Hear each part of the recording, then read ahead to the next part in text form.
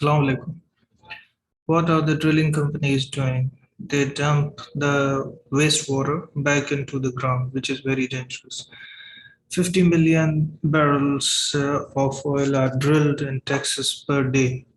If you disturb the balance of nature, then you bear the consequences. Science behind the earthquake.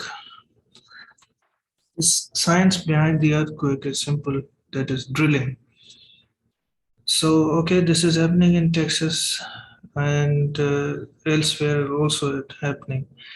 Surrey in Britain has been hit by 20 earthquakes recently. The reason, oil drilling. This does not end here.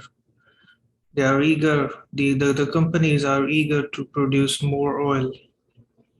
This makes the planet Earth uninhabitable.